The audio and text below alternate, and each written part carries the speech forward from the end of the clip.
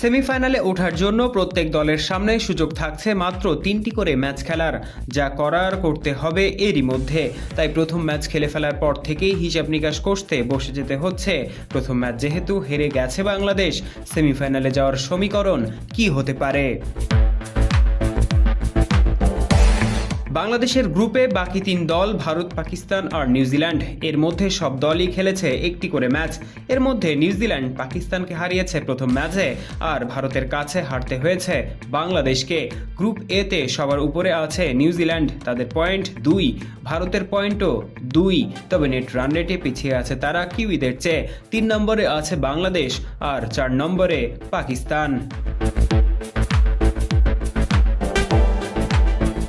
তবে নজর দিতে হবে নেট রান রেটের দিকে, কারণ যথেষ্ট সম্ভাবনা আছে এই গ্রুপের সেরা 2 দল নির্ধারণে নেট রান রেটের থাকবে উল্লেখযোগ্য ভূমিকা। 3 নম্বরে থাকা বাংলাদেশের নেট রান রেট -0.408, আর এখানে বাংলাদেশের চেয়ে অনেকটাই পিছিয়ে পাকিস্তান। স্বাগতিকদের নেট রান রেট -1.2, নিউজিল্যান্ডের সবচেয়ে বেশি 1.2 আর ভারতের 0.408। বাংলাদেশের সামনে আছে আর মাত্র 2টি ম্যাচ। 2টি ম্যাচই হবে রাওয়ালপিন্ডিতে। 24 ফেব্রুয়ারি নিউজিল্যান্ডের মুখোমুখি হবে বাংলাদেশ, আর গ্রুপ পর্বের শেষ ম্যাচে 27 তারিখে স্বাগতিক পাকিস্তানের বিপক্ষে লড়বে টাইগাররা। নাজমুল হোসেন শান্তর দলের সামনে কোন ধরনের সমীকরণ আছে চলুন দেখে নেওয়া যাক।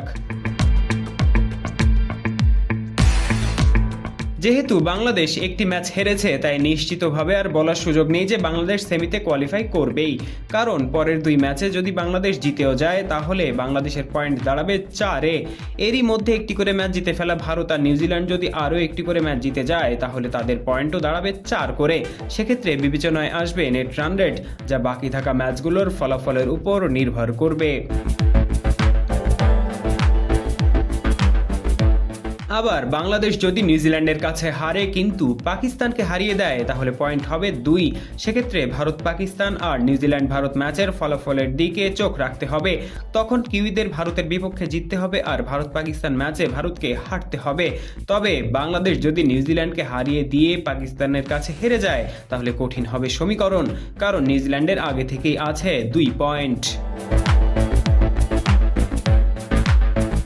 23 ফেব্রুয়ারি আছে বিশ্ব ক্রিকেটের সবচেয়ে ধুমধুমার লড়াই ভারত পাকিস্তান ম্যাচ। এই ম্যাচে যদি পাকিস্তান হেরে যায় তাহলে বাংলাদেশের সামনে সুযোগ বেড়ে যাবে, কারণ তখন পাকিস্তানের নেট রান রেট আরও কমে যাবে।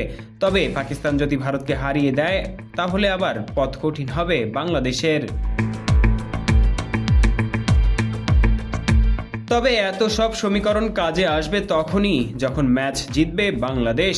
গতবারের সেমিফাইনালিস্টরা এবারেও সেরা 4 নিশ্চিত করবে, এমনটাই চাইবে বাংলাদেশের ক্রিকেট প্রেমীরা।